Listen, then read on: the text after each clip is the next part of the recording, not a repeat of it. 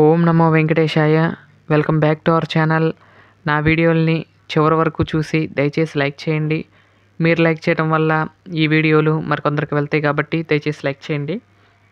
ఈరోజు వీడియోలో ఏంటంటే వినాయక చవితి దగ్గరికి వస్తుంది కదండి. వినాయక చవితికి మట్టి బొమ్మలు అందరూ కూడా కొనుక్కుంటూ ఉంటారు కదా. అవి ఎలా తయారు చేస్తారనేది చూడండి. అంటే మనకి రోడ్డు మీద అచ్చులు పోసి అమ్ముతూ ఉంటారు, వెళ్ళంటే కూడా వస్తూ ఉంటారు కదండి. అవి ఎలా తయారు చేస్తారు ఏంటనేది ఈ వీడియోలో చూడండి. ముందుగా అయితే మట్టిని అయితే సిద్ధం చేస్తారండి. ఈ మట్టిని కూడా కాళ్ళతో తొక్కి ఆ మట్టిని బాగా బంక మట్టిని సిద్ధం చేసుకుంటారు. పక్కన అక్కడ కనపడుతుంది కదండి, అలా చేసుకుంటారు మట్టిని. తర్వాత ఈ విధంగా అయితే ఈ అన్న మాత్రం సిమెంట్ అచ్చులతో పోస్తూ ఉంటారండి.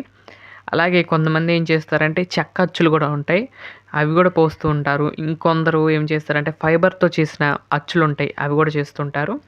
ఇదొక అంటే చెక్క తర్వాత నెక్స్ట్ యూజ్ చేస్తున్న ఎక్కువ మంది ఈ సిమెంట్ అచ్చులు అయితే వాడుతూ ఉంటారండి.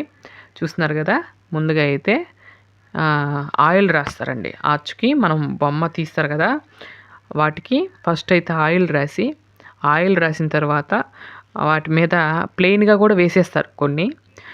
కానీ మాకు ఇలా కొంచెం కలర్స్గా వస్తే బాగుంటుంది అనుకుంటారు కదా ఎవరైనా సరే. అలాంటి వాళ్ళకి కోసం ఏం చేస్తారంటే పసుపు, కొంచెం చెంకీలు లాంటివి ఉంటాయి కదండి, అవి వేసి కూడా తీస్తూ ఉంటారు.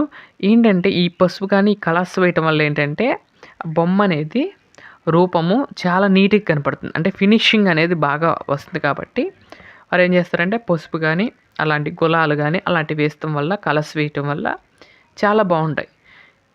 ప్లెయిన్ కూడా బాగుంటాయి కానీ అంటే ముక్కు, కళ్ళు అలా అనేది సరిగ్గా కనపడకుండా ఉంటాయి. ఇక్కడ వీటిలో వేస్తే కనుక నీట్గా కనపడతాయి కాబట్టి చూడండి, ఆకారం కూడా చాలా బాగా వచ్చింది. ఇలా అయితే ఇలా పక్కన పెట్టి ఆరబెడతారండి. ఇలా అన్నీ కూడా చేసుకుని ఇలా అయితే ఆరబెడుతూ ఉంటారు. చాలా బాగా చేశారు కదండి. ఫస్ట్ది ఇది సైజు వచ్చేసరికి మన అరచేయంత ఉంటుందండి.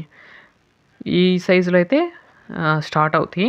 ఇక్కడ నుండి చాలా పెద్దవి కూడా ఉంటాయండి. అంటే చాలా పెద్ద అంటే చాలా పెద్దవి కాదు, సుమారు 9 అంగుళాల వరకు ఉంటాయి.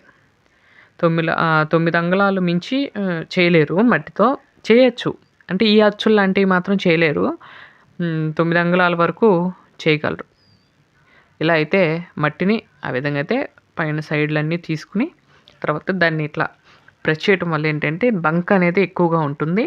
అప్పుడు బొమ్మలో నుండి తీయడానికి చాలా బాగా లూజ్గా వస్తుంది కాబట్టి ఇలా చూసారా, అలా తీసి దాంట్లో వేశారు. చేసిన తర్వాత అలా వేళ్ళతో అదుముతం వల్ల ఏంటంటే ఆ అచ్చులో ఇప్పుడు ఎక్కడైతే ఎక్కువ ఉంటుందో కదా, అక్కడ అంటే బొమ్మ ఎక్కడైతే కావాలో అక్కడ బాగా ప్రెస్ అయ్యి మట్టి అక్కడైతే ఆ ముద్ర అయితే వస్తుంది కాబట్టి అలా ప్రెస్ చేస్తారు. ప్రెస్ చేసిన తర్వాత అలా వేసి కొడతారండి. కొట్టంగానే చూడండి బయటికి అంటే ఈ ఆయిల్, ఈ పసుపు రాయటం వల్ల ఏంటంటే తొందరగా ఊరిపోతుంది. అంటే అంటుకుపోకుండా ఊడిపోతుంది కాబట్టి అప్పుడు చాలా బాగుంటుంది. చూసారా ఎంత బాగుందో. తర్వాత ఇలా ఒక తాడు తీసుకుని తాడు పెట్టి కట్ చేసేస్తారు. కట్ చేయగానే ఆ బొమ్మ అయితే రెడీ అయిపోతుంది.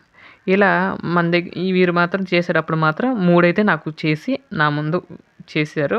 అవి మాత్రం వీడియో పెడుతున్నాను చూడండి. ఇగోండి ఇవన్నీ కూడా ఈ కలర్స్ ఎల్లో ఉంది, రెడ్, తర్వాత ఇది బ్లూ లాగా ఉందండి. బ్లూ అనేది గులం కలరు, అలాంటి కలర్స్ అన్నీ వేసి కూడా ఇవన్నీ చేస్తూ ఉంటారు. ఎంత బాగున్నారో చూడండి వినాయకుడు. ఇదొక అచ్చు అండి. ఇది ఇప్పుడు వేసే అచ్చు మాత్రం మీరు చాలాసార్లు చూసే ఉంటారు. అంటే మనం ఇక్కడ రేపల్ల చుట్టుపక్కల కూడా పెద్దగా ఇవే వాడుతూ ఉంటారు. ఈ సైజులోనే ఈ షేప్లో ఉన్న వినాయకుళ్ళే వాడుతూ ఉంటారు. ఇక్కడండి ఈ ఎన్న వేసే వాటిలో చాలా బాగుంటాయండి. కళ్ళు కానీ ముక్కు కానీ అన్నీ కూడా మట్టిలో అయినా సరే చాలా బాగా కనపడుతూ ఉంటాయి. అలాగే ఆ మట్టిని కూడా అండి చిన్న రాయి కూడా లేకుండా చేస్తారు. అది చాలా విశేషం అండి.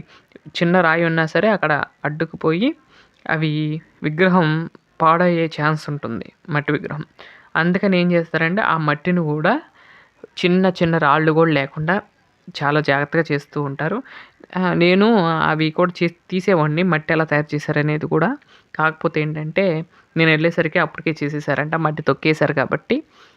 సరే అన్న ఈ వరకు చూపి అంటే మన సబ్స్క్రైబర్ల కోసమని ఇలా అయితే తీశారు.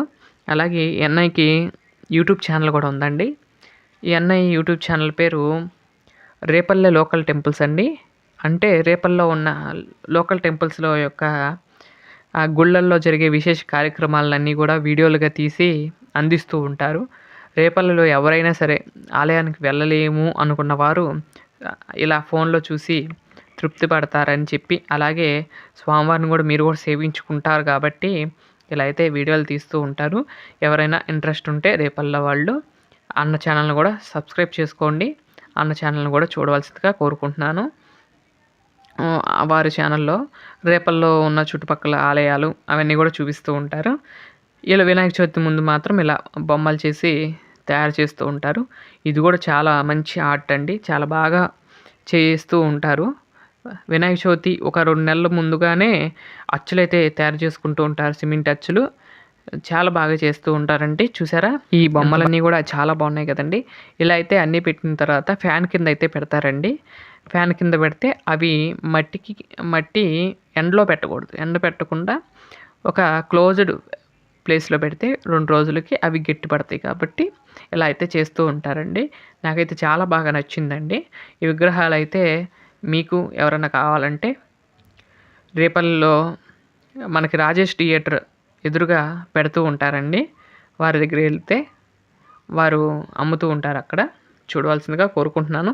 ఇలాంటి విగ్రహాలు చాలా బాగున్నాయండి. ఈ సంవత్సరం ఏంటంటే ఆ చిన్న మధ్యలో వేశారు కదా, అదైతే వేశారు. ఇది 9 అంగుళాల విగ్రహం అన్నా కదండి, ఇదండి.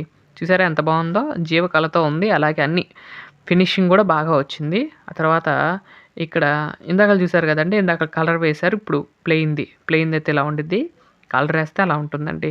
ఎంత బాగున్నాయో చూడండి. ఇవి కూడా రెడీ చేశారు అక్కడ. అలాగే ఇక్కడ సింహాసనం మీద ఉన్నారు చూడండి, ఆ వినాయకుడిని చూపిస్తాను చూడండి. ఆ వినాయకుడు అయితే చాలా బాగా నచ్చారండి. చాలా కొంచెం ముందుకు వచ్చి చక్కగా మన ఇంట్లో వచ్చి కూర్చున్నట్లుగా అనిపించారు. ఇలా అయితే ఈ సంవత్సరం ఏంటంటే అచ్చు చేశారు. చాలా బాగుంది కదండి. ఇదండి ఈరోజు వీడియో.